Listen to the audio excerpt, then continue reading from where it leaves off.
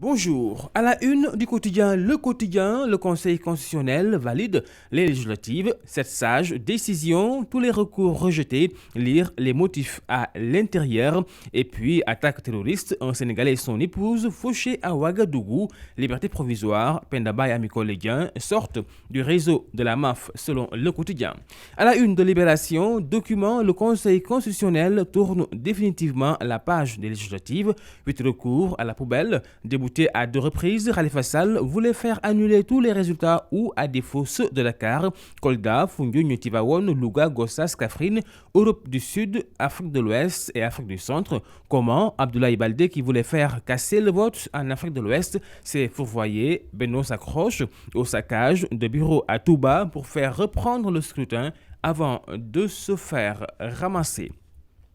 Et nous passons à la une du quotidien L'Observateur, interview avec le secrétaire général adjoint du PDS. Les vérités de Oumar Sarr. Je n'ai pas été piégé par Wade. Nous aurions pu décider de ne pas siéger à l'Assemblée quand tout le monde se rendra compte qu'il n'y a plus de justice. Et puis, liberté provisoire accordée par Samba Sall. Ami Collé Pendaba reste à la disposition du juge. Les 2 dames entre une ordonnance de renvoi ou de non-lieu. Attaque terroriste, la tragique histoire du couple sénégalais tué à Ouaga. Il venait de se marier, la femme est de nationalité canadienne. Résultat définitif des législatives du 30 juillet 2017. Les 7 sages rejettent tous les recours et confirment la cour d'appel de Dakar.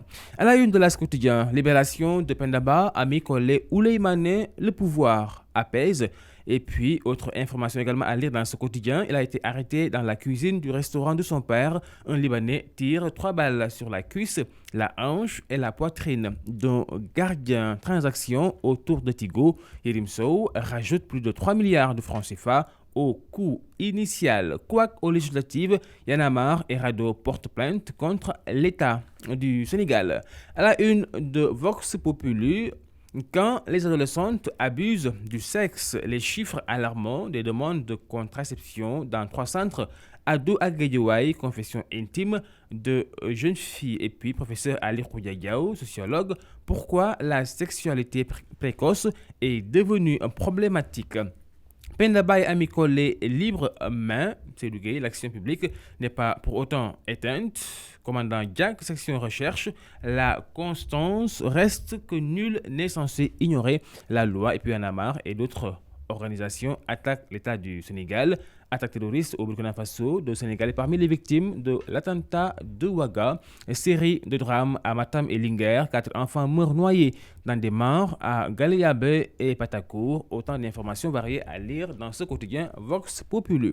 À la une d'enquête, nouveau cas de vol au groupe Futur Média, 40 millions de francs CFA emportés. En l'espace d'un an, par moins de 130 millions de francs CFA ont été dérobés des caisses de l'entreprise. La brigade de recherche de la gendarmerie a été saisie pour tirer au clair cette affaire. Libération d'Ami Colléguin et de Pendaba, l'État lâche du lest.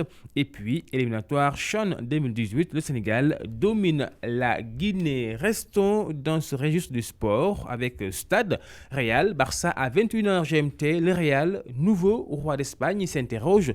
Stade, latéral gauche des Lions, quel choix? Adama, Touré ou 6 également? La grande interrogation de ce quotidien qui revient également sur Chan 2018.